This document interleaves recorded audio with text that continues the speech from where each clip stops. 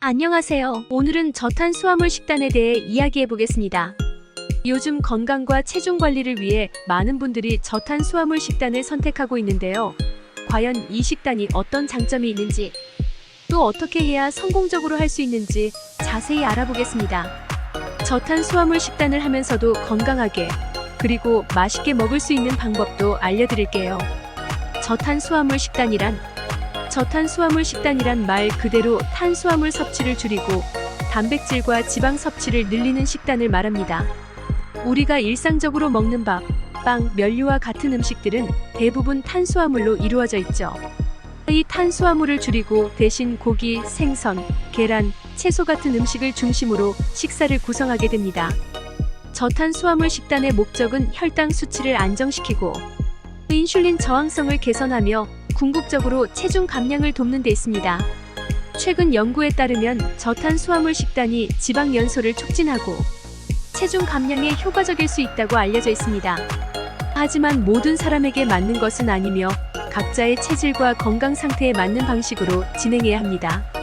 저탄수화물 식단의 장점. 저탄수화물 식단의 가장 큰 장점은 체중 감량입니다. 탄수화물을 줄이면 몸은 대체 에너지원으로 지방을 사용하게 되는데 이를 케톤이라 부릅니다. 이 과정에서 몸의 지방을 연소하면서 체중이 줄어드는 효과를 볼 수 있죠. 또한 혈당 조절에도 도움이 됩니다. 탄수화물을 많이 먹으면 혈당이 급격히 올라가고 그에 따라 인슐린이 분비되어 혈당을 낮추게 됩니다. 하지만 저탄수화물 식단을 하면 혈당의 급격한 변화를 줄여서 당뇨 예방에도 도움이 됩니다. 마지막으로 많은 사람들이 느끼는 이점 중 하나는 식후 피로감 감소입니다.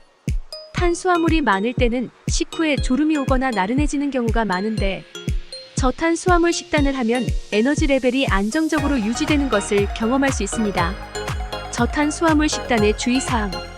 하지만 저탄수화물 식단을 시작하기 전에 몇 가지 주의해야 할 점이 있습니다. 첫째, 너무 급격한 탄수화물 제한은 몸에 무리를 줄 수 있습니다.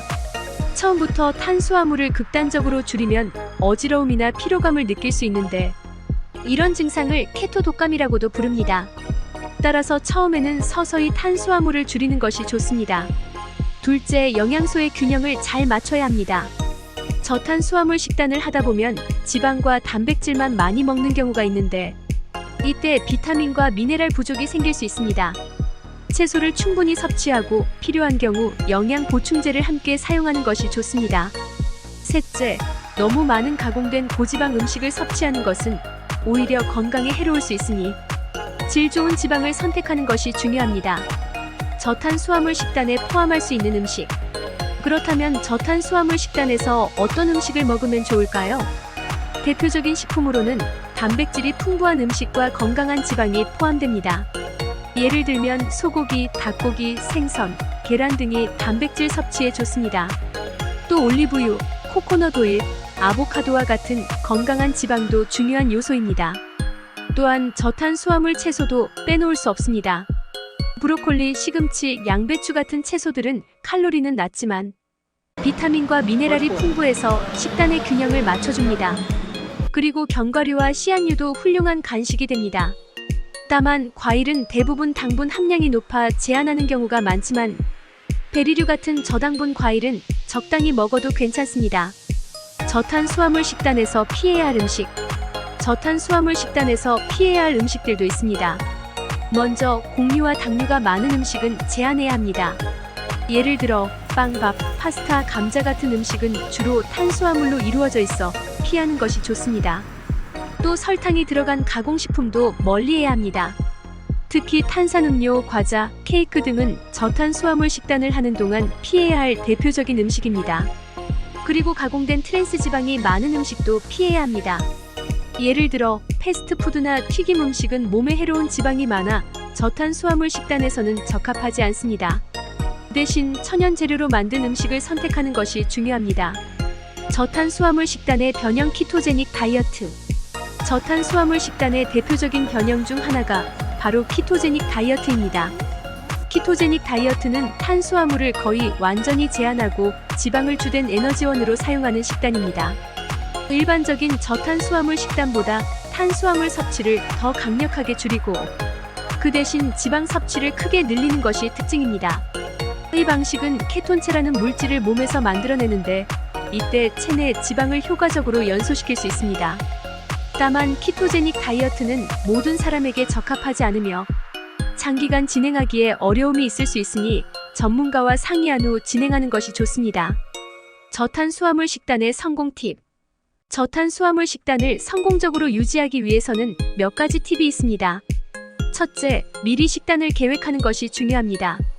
갑자기 먹을 것이 없어서 탄수화물이 많은 음식을 먹게 되는 실수를 피하려면 미리 저탄수화물 식단을 준비해두는 것이 좋습니다. 둘째, 간식을 건강하게 선택하는 것도 중요합니다. 저탄수화물 식단을 하다 보면 배고플 때가 많은데 그럴 때마다 견과류나 치즈 같은 건강한 간식을 준비해두면 좋습니다. 셋째, 수분 섭취를 충분히 해야 합니다. 저탄수화물 식단은 체내 수분을 빠르게 배출하기 때문에 물을 충분히 마시는 것이 중요합니다. 마지막으로 꾸준히 운동을 병행하면 더욱 효과적인 결과를 얻을 수 있습니다.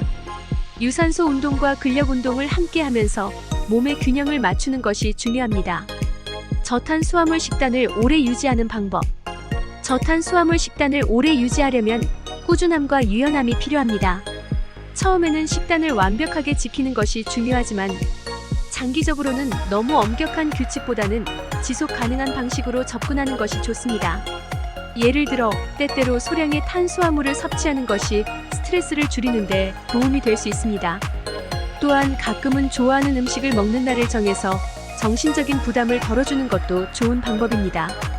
저탄수화물 식단은 단기간의 다이어트보다는 장기적인 생활 습관으로 받아들이는 것이 중요합니다. 이렇게 하면 건강한 체중을 유지하면서도 지속 가능한 식습관을 유지할 수 있습니다. 오늘은 저탄수화물 식단에 대해 알아봤습니다. 저탄수화물 식단은 체중 감량뿐만 아니라 건강 관리에도 많은 도움이 될 수 있지만 균형 잡힌 영양소 섭취와 적절한 운동이 함께해야 더욱 효과적입니다. 이 영상이 여러분의 건강한 생활에 도움이 되길 바라며 구독과 좋아요는 영상 제작에 큰 힘이 됩니다. 감사합니다.